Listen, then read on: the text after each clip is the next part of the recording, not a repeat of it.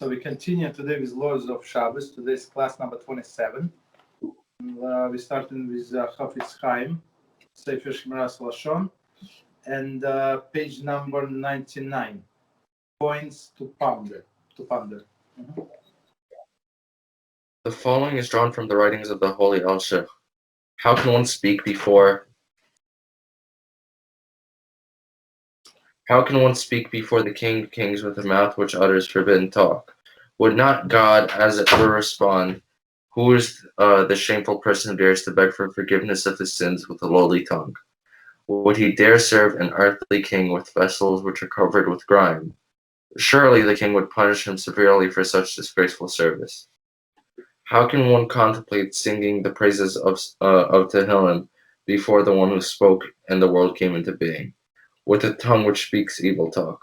Should not one refrain from bringing an object into the sanctuary of God, out of respect for the glory of that dwells there? Can one not feel a sense of shame having taken that which was given to him to serve his Creator and transformed it into something despicable? Can one hope to seek God's favor with a mouth that is impure? Can one transform an accuser into an advocate? No, it is very strongly, nicely said. Any comments? You want to add something to it? I would say Chafetz Chaim over here is Al-Sheikh trying to say, let's say you say words of trying to repent.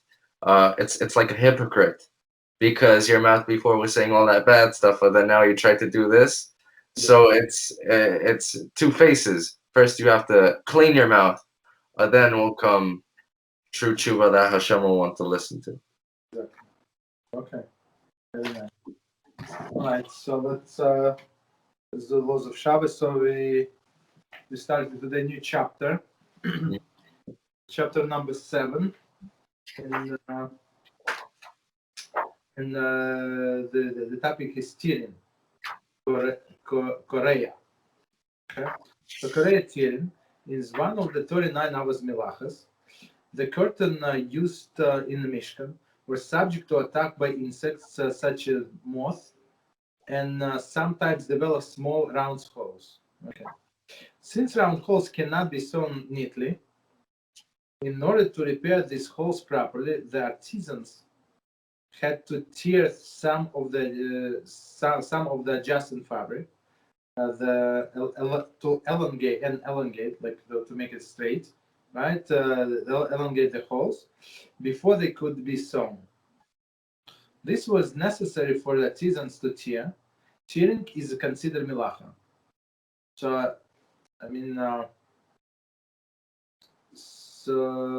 it's whatever they explain, it's straightforward. So the small hole you cannot fix, so you must make it bigger. And it's in many things when you're trying to fix things, it's like if you're trying to apply to a small hole, it's not going to hold. There are some cement even or some other materials. So you try to make it a little bigger, so it's going to stick better. So that's exactly the tearing part. Small hole, round hole, it's hard to fix, and it would be very noticeable. So they may make it a little longer, and then fix it. Okay.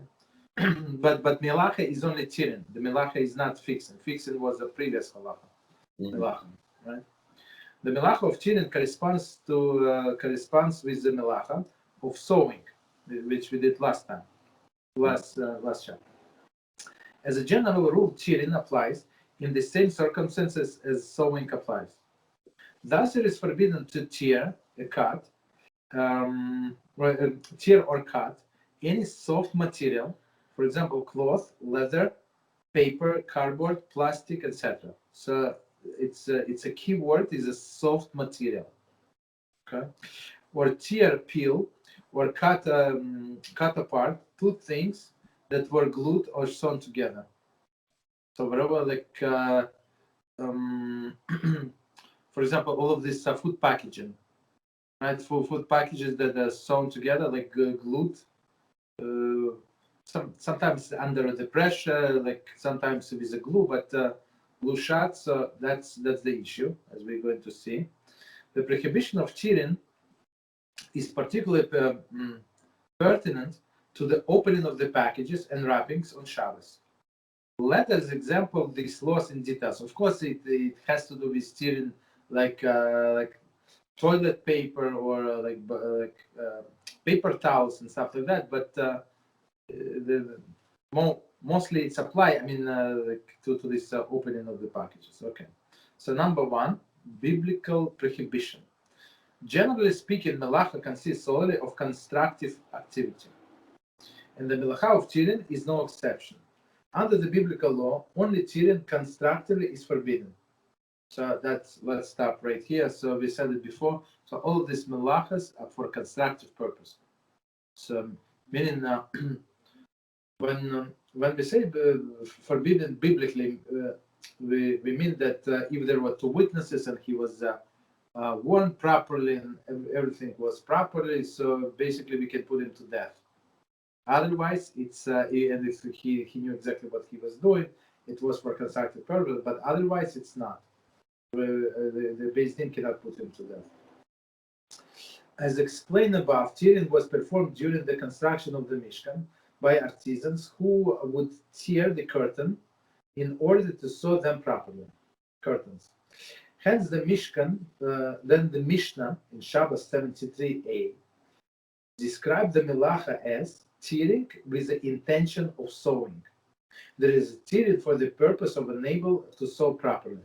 So it's a tearing for the constructive purpose, meaning so they can sew later on. Okay. According to some poskim, since tearing is inherently destructive, the biblical prohibition pertains only to tearing for the very same constructive purpose for which it was done in the Mishkan. That is for the sake of sowing. So this, I would say this, according to some poskim, meaning it's very lenient opinion, I would say.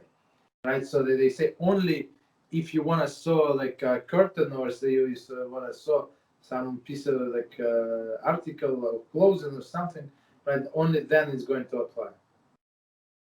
When done for this purpose, tearing is a part of the mending process. Okay, it's for constructive purpose. Tearing for any other purpose is not prohibited biblically, so we must know that. So meaning if you tear of this toilet paper or whatever, so it's not going to be biblical. Most poskim, however, maintain that melacha, there is a biblical prohibition, includes tearing for any constructive purpose. So meaning it's not like you're going to sew or you basically you need this piece of whatever, right? Or you want to open the food packages. That's only for, it's also for constructive purpose. They describe this as tearing with intention of repairing. Okay. This includes, for example, tearing a rolled paper into small sheets suitable for drying hands. Mm-hmm. So here we go, our rolled paper. I mean, these paper towels. Right? Note, see page 41 for similar discussion concerning the melacha of erasing. Okay, that's what we discussed. So basically, like before we continue, so we say if you need that, if you're using paper towels on Shabbos, so just prepare before Shabbos as many as you need, and like I would say, like maybe 30% extra just in case you need extra that day, or you use simple napkins. That's what we use. We have like napkins, good quality napkins. It's almost good as paper towels. I have a question. So, for example, for some poskim say that tearing, the biblical prohibition, is only against tearing for the purpose of construction in the Mishkan, right? Yes. No, not the Mishkan, but for sewing. They say exactly one to one. Mm-hmm. For sewing, not for a constructive purpose in general. So then my question is, for something like, I don't know, erasing, for example. Over here, erasing wasn't allowed for a different reason. For example, over here, poskim don't say that the biblical commandment of erasing is only prohibited for the one thing. It's prohibited completely for construction. So why do the poskim over there only think that it's only for sowing, but they don't derive for erasing that it's for all constructive erasing? No, I 1 second. Let's remind ourselves that the purpose of erasing was for constructive purpose. It was in the Mishkan when they would number the planks, like all of these wooden planks, and they would make a mistake, so they would have to erase whatever was written, and on top of it write the correct number or letter, whatever thing. So it was erasing for the purpose of writing. That's what is biblical. But here we have two opinions. So the first opinion, here what we just learned, it's like straightforward. He says straightforward. Only if you want to mend your clothing, so you there is a small hole, you make it bigger, and then you can sew up. Okay. But the second opinion, it's like more stricter. It says for any constructive purpose. So any constructive purpose, you have this paper towel in a roll. I mean, it's useless, but so you have 5 guests. So if they try to tear like a sheet or 2 sheets to dry their hands, that's for a constructive purpose. Mm-hmm. Understood. So and it's similar because here is distraction in some sense, right? And there is distraction in some sense, but in distraction for the purpose of construction. Got it. And there is writing on top. Understood. Okay, let's go. Continue. The halacha follows the stringent opinion, meaning that for any constructive purpose. The continuing for any it says the continuing for any constructive purpose falls under the biblical prohibition. So one more time, continuing for any constructive purpose applies falls under the biblical prohibition. The ramification of this is that there is never an exception to the prohibition when the tyranny is done in constructive fashion. You understand? So if it's for constructive fashion, it's there is no leniency. But for no, like without the constructive purpose, so we could be lenient. I mean, of course, we don't do it, but it's much more lenient. Okay. Part number 2, Rabbinical Decree. Although under biblical law, it is not forbidden to tear destructively, the sages were concerned that people would tear things on Shabbos. They might be inclined to mend what they tore, and that's where the prohibition of sowing. So you see how deep the thoughts of the sages are. So they say if we allow them to tear for no purpose, for no sometimes people don't know what to do with their hands, and sometimes I'm sure that you saw people are playing with napkins. Right, they sit around the table and then they play with napkins and start tearing pieces from that. So it is a distraction, right? So you tear for no constructive purpose, but still it is forbidden. So if you wipe whatever spill with a napkin and then it got ripped, it's not your fault. But to tear the napkin in part, for sure it is a problem. Okay, so and then they say why? They say why even for destruction is forbidden. Why? Because maybe a person would want to fix it, whatever he did. Of course, not the napkin, but some other things. Okay, so continue. The sages therefore decreed that it is forbidden even to tear destructively on Shabbos. So no tearing. Okay. However, since the motivation for the decree was concern for sowing and mending, So meaning that maybe he is going to come to fix it. The sages applied it only to the types of material whose mending would constitute transgression of the prohibition of sowing. So something like you can sew together, and we said sewing not only with a needle and thread, it could be with a glue or all of these adhesive substances. It's not only with this. Okay. So let's see. As explained in chapter 6 in the previous chapter, the prohibition of sewing includes sewing, gluing, taping, or stapling. So with all of these things that they are going to hold together two substances, right? Accordingly, it is forbidden to tear destructively any type of the material that can be repaired by either sewing, gluing, taping, or stapling. Okay. These include paper, cloth, leather, plastic, and similar soft materials. However, it is not forever. It is permitted to tear destructively. An article cannot be mended by sewing, for example. So if so far we said if you can fix it, so then you cannot tear it. So but if you cannot fix it, so maybe you can tear it. So what is the example?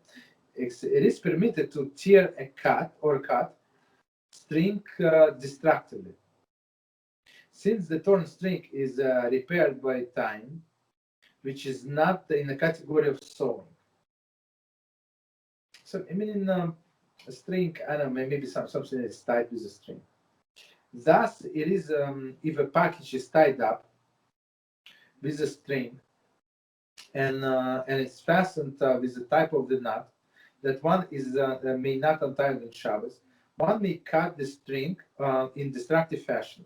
So basically, my example would be, in these bakeries, fancy schmancy bakeries, they give you you cook it in a box and put a string around it, right? So usually they do with the knot and the bow, so you can just untie. But if they do double knot, so you're not allowed to untie double knot. So in this case, so this halacha actually applies very nicely, so you can cut destructively, no problem. So because a string you cannot sew, right? You cannot glue. I mean, it's not going to hold. You cannot staple, only to tie a knot, but it's a different prohibition. However, if package is glued shut, for example, like all of the cookie boxes or whatever, right? Like cereal boxes, glue shut, or is sealed in a paper or a cellophane wrapper, one may not tear it open, even in a manner that destroys the wrapping, except under condition set forth below. So we're going to see. So all of this. So the right way to open everything that you need before Shabbos. So yeah, go ahead. Let's say you have a container, and holding the container shut is I don't know, like tape, right? Like tape around it. Okay. So my question is, let's say you cut the tape in half, right? So that now there are two parts. Now the thing is, does it count as, let's say I can still put one piece of tape on top of the other piece of tape, and basically it'll be back together, and it's going to be an adhesive. So does that count as, it counts as sewing together, correct? Yes, yeah. Okay, so I can't do that. Understood. So we're going to see exactly like how to do that. Oh wait, I have another example for you. So, but let's say, you cut the two pieces of tape on the container or whatever, right? And then you only leave one of the pieces, okay? Now, if you only leave one of the pieces, then let's say you put it back on the container to seal it shut. Now the container is an adhesive to the tape. So the tape. You cannot do that, baby, because you combine two pieces together. You stick one to another. That's it. Okay, got it. Understood. So you remember we spoke about this baby diapers, right? So when you take out take off the diaper, you cannot put these adhesive tabs. You remember? So yeah. I mean, it's the same concept here. Yeah. Okay. So but of course, there is solution to all of this, not to many of these situations, but the proper way not to put yourself in that situation ever, and just open all of the packages wherever you need before Shabbos. That's it. And wherever is not open, so like I always say, it meant not to be eaten on Shabbos. Okay, even if we know how to open. Okay, so number 3, exclusion to the rabbinical prohibition, cheating destructively to obtain Shabbos necessity. Okay, so as we said, there of course there are ways. The sages did not prohibit cheating destructively for the purpose of obtaining something necessary to enhance the honor or enjoyment of Shabbos. Thus, it is permitted to tear open the package of the package to produce food or a similar Shabbos necessity. For example, medicine. Wait, but let's say, like, for example, I give the example with the paper towels, how you have to tear them off. Okay, let's say, I don't know, someone spilled water over the whole table, and now you can't have a Shabbos dinner. Then, when tearing the but you have regular napkins, no? Regular napkins won't really work for that, will they? I don't know.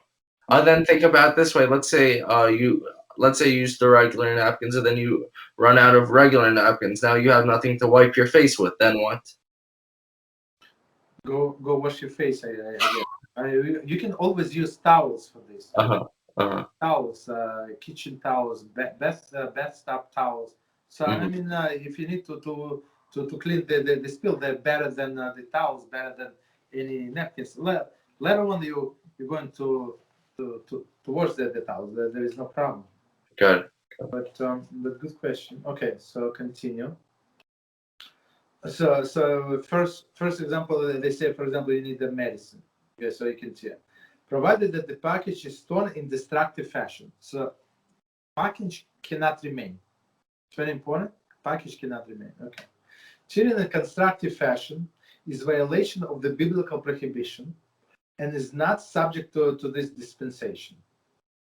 So if you tore and you have the package there, so there is a problem. Okay, but we're going to see what exactly do they mean. The following illustration will help clarify this rule. One who needs to open a box of cereal on Shabbos may not simply unglue the top as usual, since it is a constructive form of tearing that enables the box to be reclosed and reopened easily. You agree? 1 second. Let me read this.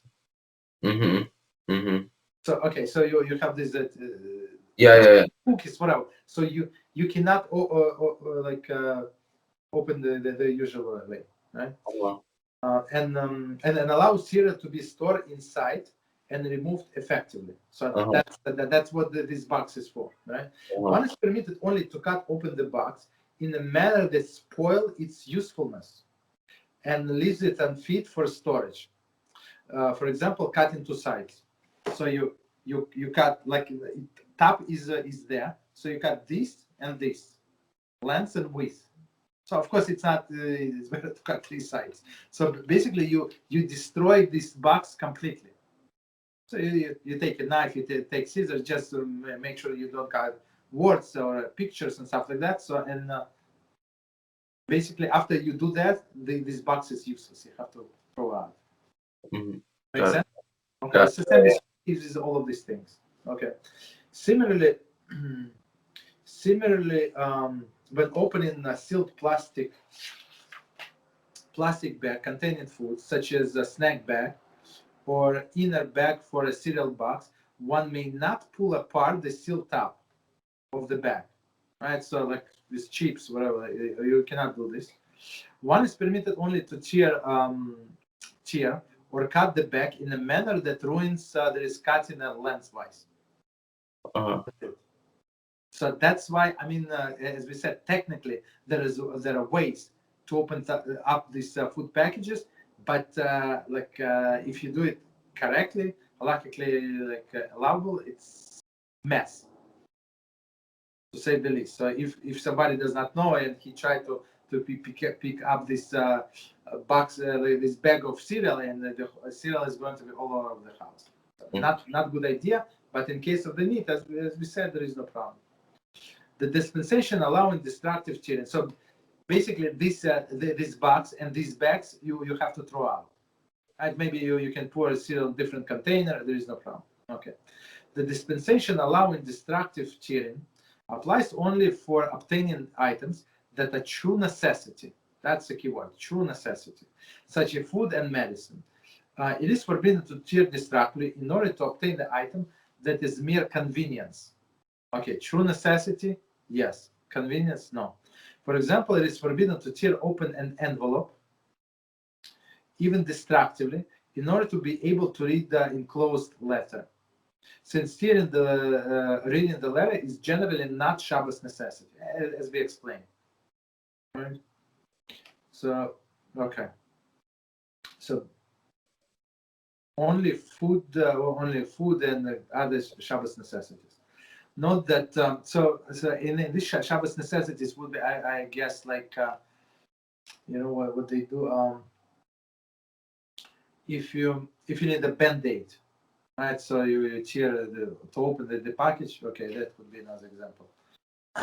Note that even when tearing the package destructively is permitted, one is forbidden to tear any part of letters, as we said before, numbers or pictures printed on a package due to the prohibition of erasing. See chapter 4.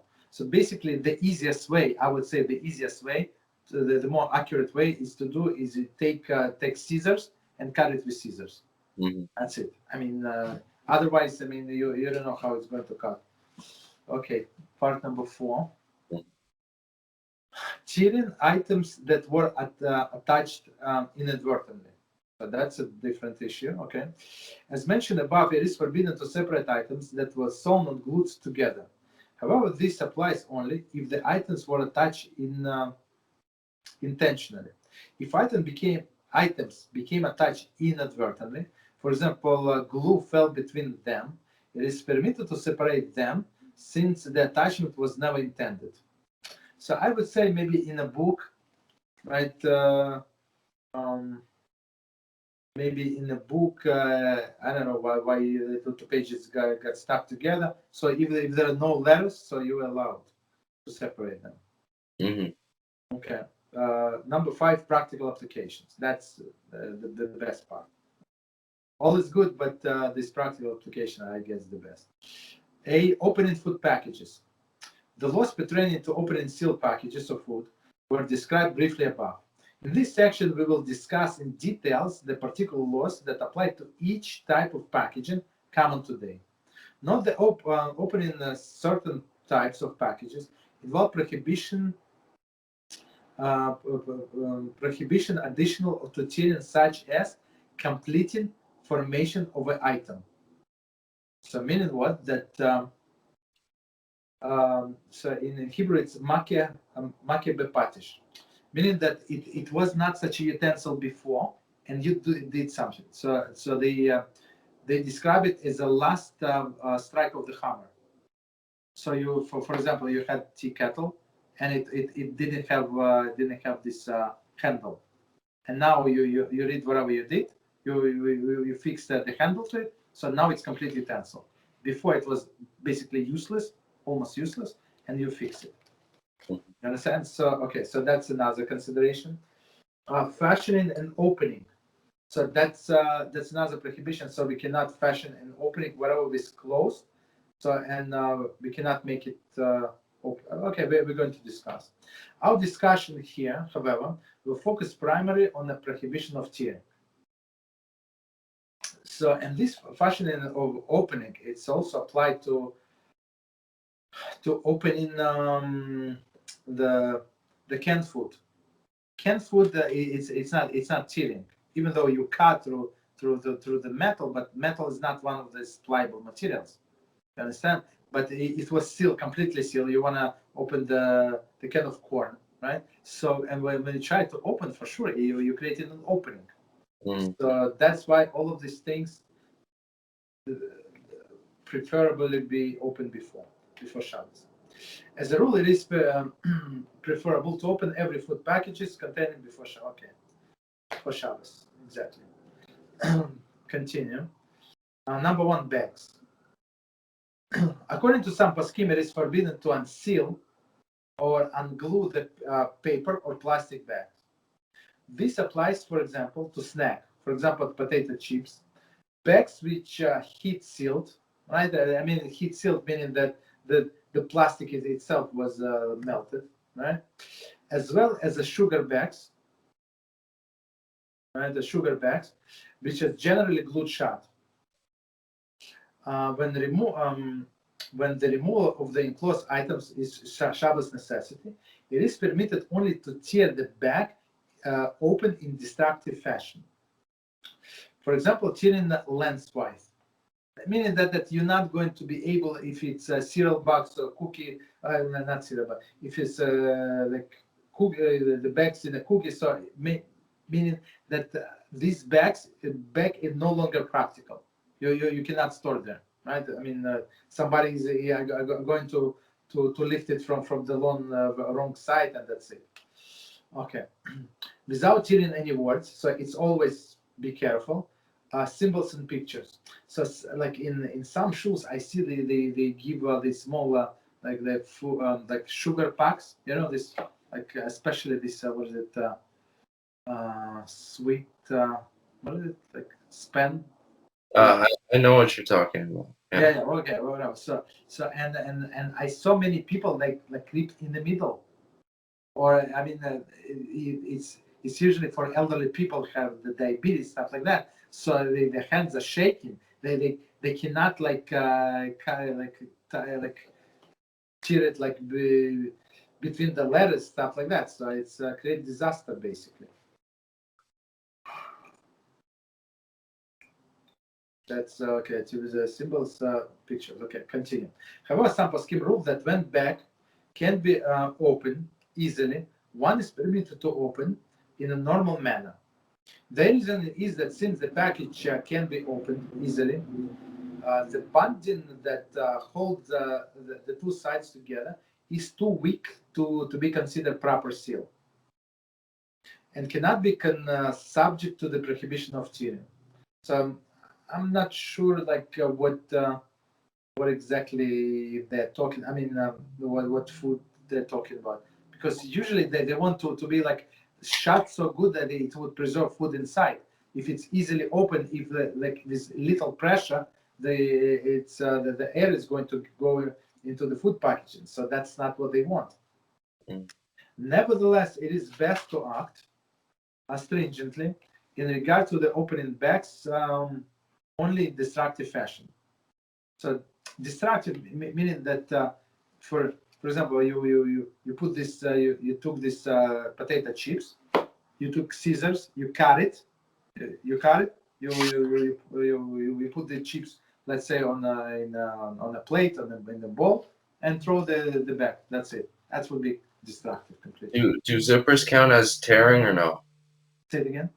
Zippers. Zippers, no. No. Why? Yeah. Oh, and all of this, the what is it? Reusable plastic bags. It's not paper, but all the seal because that's exactly how their purpose to be open and closed. Mm-hmm. Continue. Yeah. Number two, cardboard boxes. Mm-hmm. It is forbidden to unglue the top of the box, as we said, when an item of the Shabbos necessity must be removed from a sealed box. The box must be cut open in destructive fashion, without tearing any words, symbols, or pictures.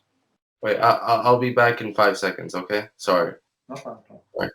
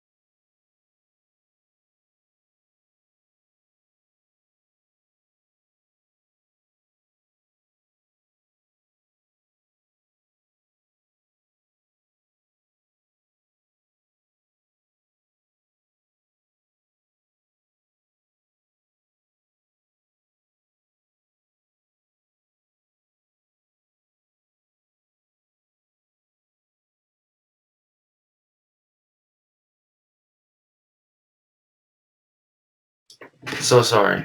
Okay, no problem. So we're doing cardboard boxes. 1 second. So yeah, let's do one more time. It is forbidden to unglued the top of the box. We're talking about cardboard boxes. When the item Shabbos necessity, one must remove from the sealed box. The box must be cut in destructive fashion without using any words or symbols or pictures. As we said, lengthwise and like even the easiest would be like a U shape, right? So it would be easier to open.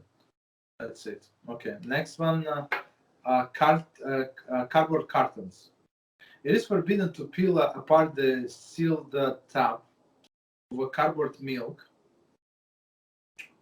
or juice carton. So basically, I'm not sure if you've ever seen this in like even 10 years ago or whatever. So it was before these cups, right? These plastic cups.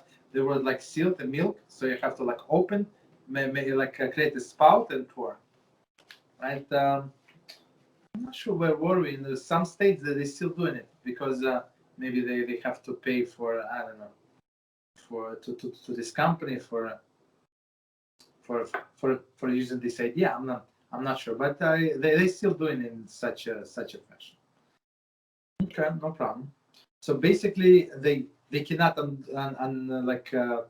make this spout. So spout is a separate issue, but in order to make it, you have to unglue it, right?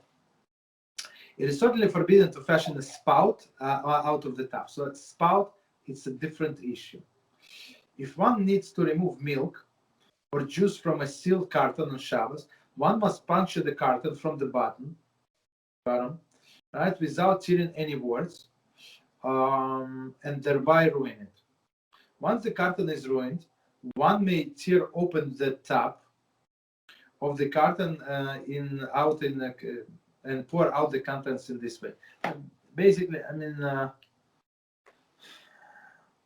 I would say like practically it would be easier just to puncture like not in the bottom. Bottom is like folded few times. It's very very tough. So do it on one side. Make a big hole. Pour in some container into whatever container you pour, and you find it. Just throw the what is it? The carton. Otherwise it does not make sense. He has a hole in one side and he's trying to open from the top. He has a leak from the bottom. It's like too much, too many options. Okay, so number 4, plastic cartons. According to some poskim, it is permitted to tear off the plastic ring with which the cup of the plastic milk carton is attached. Okay. However, the other poskim prohibit this, and it is therefore preferable to open the plastic milk carton before Shabbos. So you know what I'm talking about. Like you have you have cup and you have this this plastic thing around. For number 3, is there any reason, for example, like sometimes you might go into some house, then they don't they follow the leniency without even without even poking a hole into it in the first place, for example. But there's a chance you might just go against a rabbinic prohibition if you don't put the hole in it and simply take away the seal, correct? No, what so number 3 is this old-fashioned milk or juice cartons when you have like this, right? You open and you tear apart whatever was glued. That's the issue here. Mm-hmm. Got it. So maybe what you said is for example, sometimes you know that give me a specific example. Just imagine in your like. Give me a specific example. Okay. For example, those big cartons of grape juice, the big ones, right? Grape juice, but the plastic ones, right? Plastic. Yeah, the plastic ones. Yes, so, yes. Sometimes it's nobody opened it before shop. Yeah. So they poke a hole into it. Yes. Then they tear it. Exactly. So. But some people don't even poke a hole into it in the first place. So why? Okay, so the reason, so the thing is, right, what we didn't get to it, is if you want, let's just wait. I think it's number 5, bottle cups. Okay, so let's wait. So, but let's put it aside. But about these cartons, you clear? I mean, we're going to get 100%. Okay, so basically, in that case, there's no other way. You have to tear. So, as we said, we put the same with you know what the problem? Same with this Tropicana juice, right? There is a separate seal inside under the cup. So the cup you have to break, whatever. So one issue. But even if you do that, there is a seal, right? So there is a ring that you have to pull. You know what I'm talking about? So you're creating an opening. So it's in this case also just put it the whole on the side and pour it to I don't know, to somewhere. Okay, so let's see. Let's finish 4, and we're going to go directly to number 5. So it says so plastic cartons. According to some poskim, it is permitted to tear off the plastic ring with which the cup of the plastic milk carton is attached. So basically, I would say it's easier to remove if you take a fork, so you can remove together with the cup. Okay. However, other poskim prohibit this, and it is therefore preferable to open plastic milk carton before Shabbos. That's as we said before. If one forgot to do so, he may rely upon lenient opinion. Nevertheless, one can avoid the controversy with relative ease. The plastic cup and ring can usually be removed while intact by simply inserting fork or like a knife, which like not a very sharp knife, right, under the ring and lifting. Thus, it is not necessary to tear off the ring. So, and I would say it does not say that, but I would say, like, and for myself, if a person has 2 hands that he can use, right and left, if he has 2 left hands, right, and he does not know, like, never done things in his life, he's going to kill his cat. He's going to poke his eye with this fork. You understand? Don't try it. I mean, unless you have good hands, don't do it, basically. Okay, so number 5, your question: bottle cups. Bottle cups that lift or screw off without breaking may be removed on Shabbos. So these cups in all of these, like kosher wine, that's what they do. Like the Skeden wine, for example, right? Those that have ring seal attached that break upon opening may not be opened on Shabbos unless they first puncture without puncturing any words. Okay, so let's say like if it's Coca-Cola, let's say, you have writing on Pepsi, you have writing on top. Maybe not. I'm not sure if they do it. I don't read this stuff, but it's very possible that you can like punch like small hole. That's enough. See the Shabbos kitchen, and we're going to get to it. Okay, for further discussion of this rule. It is forbidden to tear a label from the bottle on Shabbos, even destructively, since it does not enable the acquisition of the Shabbos necessity. I mean, he did not explain, but basically, screw this up. Those are having some. So basically, if you break this, I'm not sure why he did not explain. Okay, so here's the way how do we explain? So when they put this cup on a bottle, right, in or whatever, on any container, I think they put it together with a seal together, and then they put this perforation so for easier breakage. So it was one piece. So now when you break off this cup, it's like you create a new vessel that was never there before, brand new vessel. So that's why when you puncture this cup, so you basically you destroy it. You show that it's not my intention. You see, it's broken. I'm going to throw out. It's useless. So and it's a good idea that's what we do in our house. We keep few cups of different sizes just in case, extra cups. clean cups. So if we need to open extra juice, whatever extra soda, so we have this extra cup. We puncture that and put like clean cup that we have from another bottle. It's a good idea. So basically, but there is opinion. So answering your question, apology. There is opinion, and I think the Sephardim, if they follow Rabbi Yosef, that's also he said since it is disposable. This cup, the whole bottle is disposable, so he said there is no problem. Mm-hmm. But Ashkenazim usually don't follow that opinion. What about Chabad? They follow which opinion?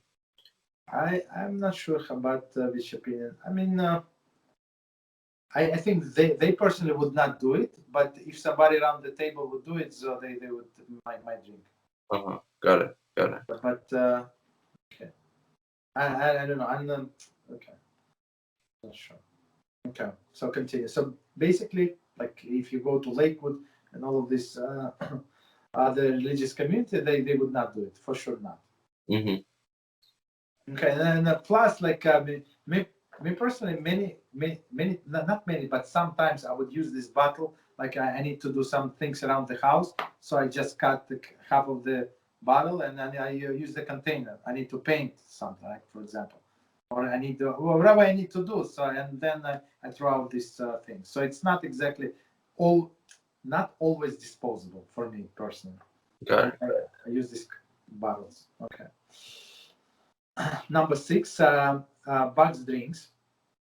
It is permitted to push the straw through the small piece of foil on the top of the boxed drink. Okay, so basically that's how it was designed. Okay, so let's do maybe this page and this stuff. Okay, so number 7, peel off seals. The seals that peeled off on top of the container is commonly with a small container of the cane juice may be removed normal way on Shabbos. So I mean, like the stickers, not stickers, the seal, or in the salads have this also seal. Okay. I mean, one more time, it's preferable to open before Shabbos. So usually we will not peel the seal open, but we cut around. Mm-hmm. You understand? So you just destroying the seal, but you don't touch the glue. That's the better way. Okay, wrappers. Any sealed paper or plastic wrapper may be removed only in a manner whereby it is ruined, and without changing any words or symbols. Okay, so always ruin. This applies, for example, but only if they shut, right? Glue shut. Otherwise, I mean, there is no problem whatsoever. This applies, for example, to candy bar. Okay, candy bar wrapper, and small packets of sugar or coffee. This will apply also to the ice cream, also common. And ice pops wrappers. So usually, I mean, we use this ice cream from I don't know, from a bucket. So that's it would be like easier way, right? From a container, right? On weekdays, people often peel open the wrappers at the top at the top of the pop and peel it back, using the wrapper to hold the pop in and contain the melting fluids. Okay, so meaning it's not only food storage but also for protection of your hands. Right? It is forbidden to tear in this constructive fashion on Shabbos. So in this way, it's for sure a constructive purpose. One must tear the wrapper in a manner that the wire is destroyed. Okay. Number 9, ices. One should not open the top of the freeze pop ices on Shabbos. These ices should be opened before Shabbos or should be cut lengthwise. Lengthwise. On Shabbos, if the ices are removed. It is forbidden to cut open container of ices that are made in molded plastic. I'm not sure. I mean, I don't need all this stuff. Okay. Number 10, metal cans. metal cans, for example, tuna may be opened only as follows. A, it can the can should be opened halfway. So you don't. So you remember we said the problem is creating opening. So you started but you did not finish, right? So and it's for Shabbos necessities. So you open halfway, and B, the contents should be removed immediately and container discarded. Right? See Shabbos kitchen with a footnote 11 for further details. So basically, you will show with your actions that I don't need this container. So we can stop here, and if you want, we can go to this question. If you want to discuss it, tell me. Well, yeah, of course, sure. Okay. So if you repeat it, but now slowly. So with all of the details, so give us as many details as possible, so we can discuss it. Yes, understand. Okay. So let's say there are two choices. You can either, number one, let's say someone's studying Torah. This is all by himself. Both these scenarios are by him studying Torah by himself without a Havrusa. Yes. So let's say someone studies 6 hours, like let's say, normal library setting, his eyes get tired, he looks up, takes a small break, gets water, this, that, everything. Yes. Now, someone can do that. Or let's say there's a person, and for an hour and a half, all he does is read. You know how sometimes, like, let's say there's a lawyer, and he needs to find something quickly on the page, and so he does da-da-da-da-da-da, right? So let's say there's someone doing that and reading, Torah for an hour and a half straight, just like that. He doesn't care about anything else, completely focused on the Torah, nothing. Can I? Yes. Let's do part by part, so we don't. So lawyer example, I'm not sure. I mean, of course, you did from the top of your head, but I don't think it's a good example. I'll tell you why. So lawyer is looking for a keyword. So he looks for that specific part, maybe on page number 23 in the middle, and he discards all the other information. When we learn Torah, we learn for comprehension. So I would say the key word, the key idea would be the comprehension, how much you understand.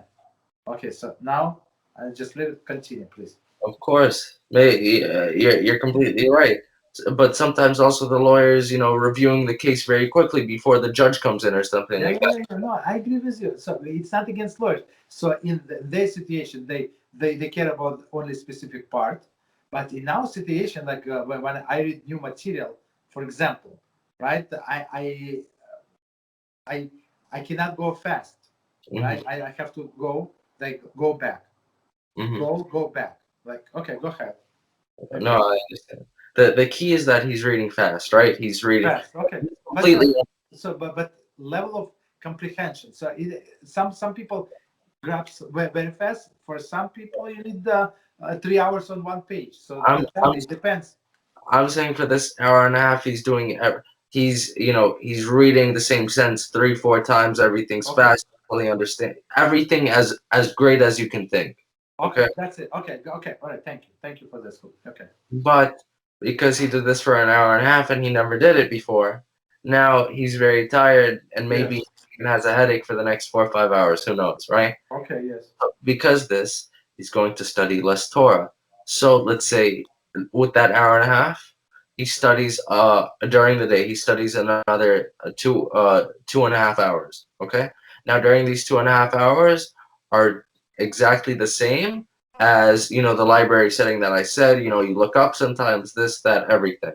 So, but the thing is, the strong point to the argument about someone reading those 4 hours a day, there are two good arguments for that. Number one, the information he's getting, correct? The way he's reading.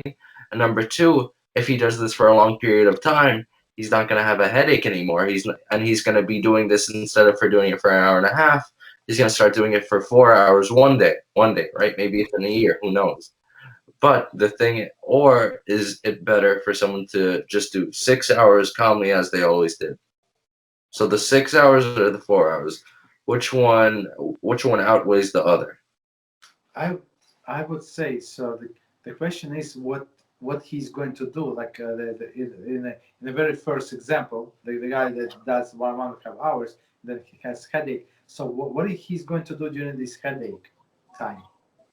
I mean, if he's not able to study Torah, if he's going to watch movies or read news or listen to the music, so it's better for him not to do it. You understand? So if it's going to kill this time, like just to fight in his headache, so it's a waste of time. So it's better to go slowly without headaches. But I think like the more you do it, like some people getting tired. Me, I can go for many hours. Why? But in the beginning, I was like after 10 minutes, I was so sleepy. I was like so no energy left. Like I was working the whole day nonstop. Like in construction, carrying all like sheetrock and cement on my like you know. But with building like with the time, this time passes. So it's not that hard. So I mean, but the more time you involve with Torah, the better it's for you. So it's better than a little, and then do some other things. So let's say this person, right? Now he's not going to waste his time watching movies, but let's just say But what he's going to do? He's not going to start Torah, learn Torah, correct? He's not going to learn Torah, but he's still going to do something productive. Let's say, I don't know, instead of learning Torah, he's going to finish business work earlier for the week or something like that. Let's say he has to work for his business. It's not something bad. Okay. No, it's not bad. Yeah. Exactly. But it's still not Torah. So which one is better then? Because either way. Look, no, but now you mix in another detail. So if he has to work for a living, for example, right? So it's different. That's what you must do. So if you must work, for example, like your boss wants you to work 9 hours a day, and there is no way for you to learn 4 hours or 6 hours as you want to. There is not enough hours in a day. So I mean, the answer is simple. We're saying not that he needs to catch up on work. We're saying that he's going to finish earlier, meaning he's going to go ahead of schedule, not behind. In this case, I would say it's better to learn more Torah because the Torah is absorbing. So it says that when learning about rain, it says that the strong rain is not good. Why it's not good? Because it's pounded. It's not being absorbed, right? It's so much water. It just flows to the rivers. That's it. It's not there. So it's for the earth, like it's useless. But when it's like a little, so it penetrates the water and it stays. So same, I would draw the same parallel because we always compare Torah with water. So do it slowly.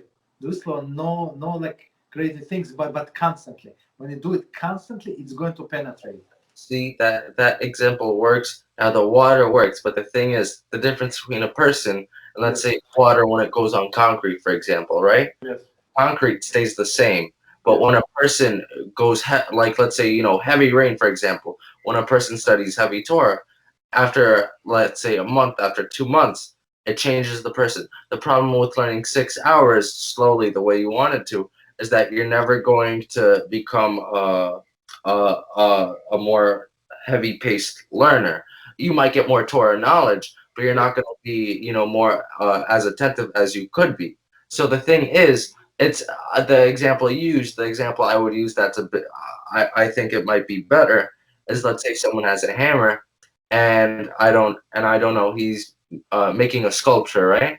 And the first few times he pokes the clay, the first few times he pokes the concrete, it doesn't go through. But after let's say 7 times, then it happens.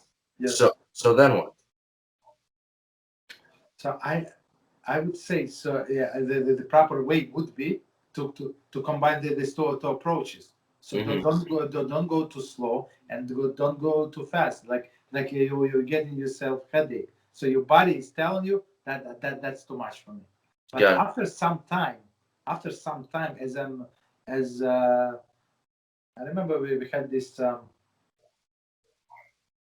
what is it Ashana Rabbah, right? Ashana Rabbah, where we learned the whole night.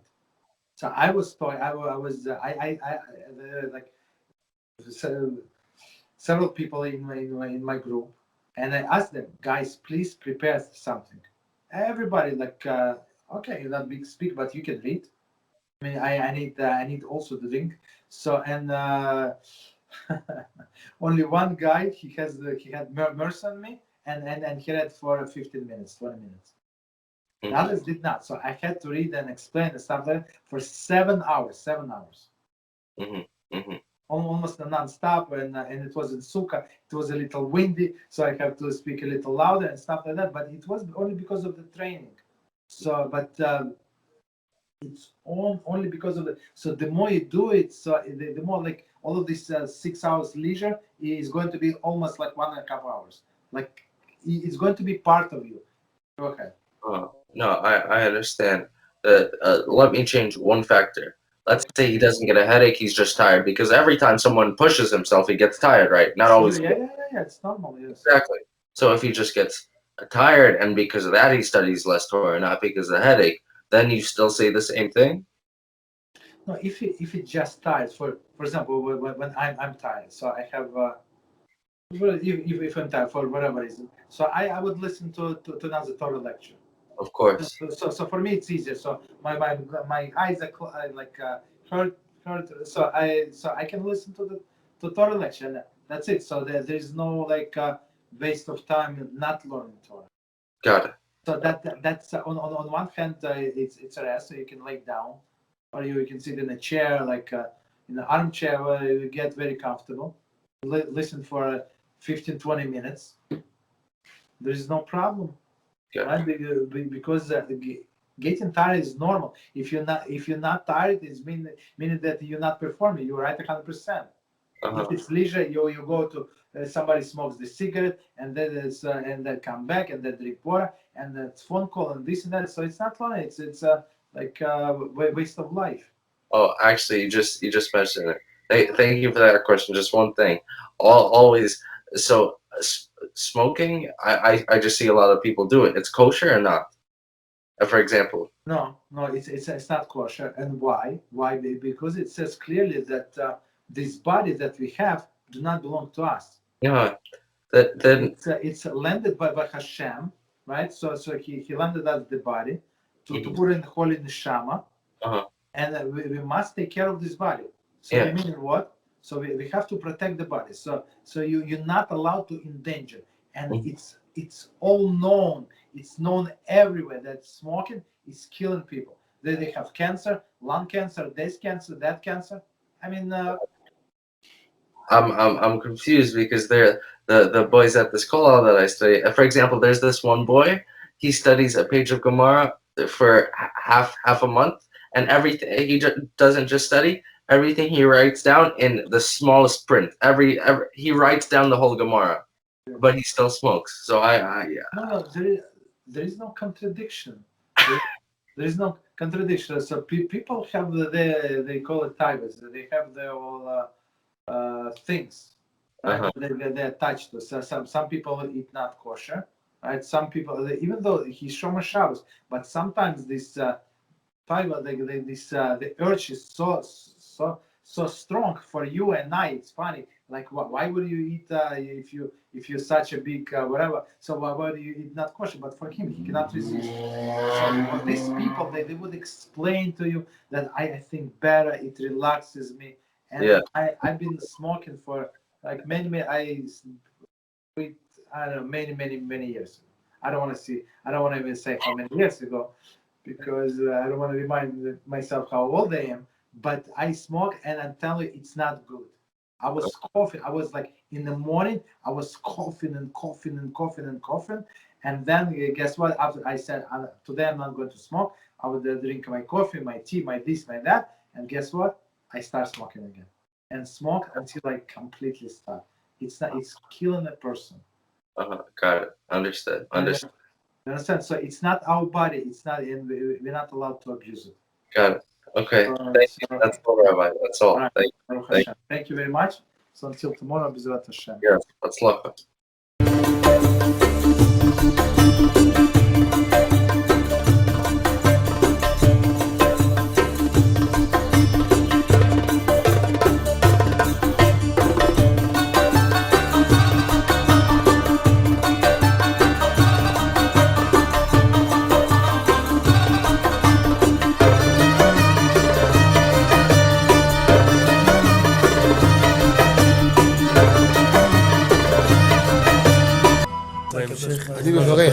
אני מברך את הרבנים, אני מברך את הרבנים, הרב ירון ראובן, הרב אפרים כחלון, ראשי ארגון בעזרת השם, שהלכו בפי עליון, שעלו מעלה, יהיה להם ברכה והצלחה, הקדוש ברוך הוא ימלא בישועות ליבם לטובה ולברכה, שבכל מה שיפנו ישכילו ויצליחו, יזכו עוד לעשות כאלה וכאלה, הודיעו תורה לאדירה, אמן ואמן. בעזרת השם רשת בכל הארץ. הוא היהודי הזה, הוא היה מיליונר, סגר את כל הביזנס, אמר אני משקיע פה בעולמה של תורה. איפה הוא גר? בפלורידה. פלורידה, איפה זה פלורידה? באמריקה. במיימי. כן, ליד. אנחנו שם עכשיו הולכים להקים קהילה ספרדית. חזק אותו בשביל. קהילה ספרדית גדולה. תעבירו מה שבירכתי אותו. כן, קהילה ספרדית גדולה.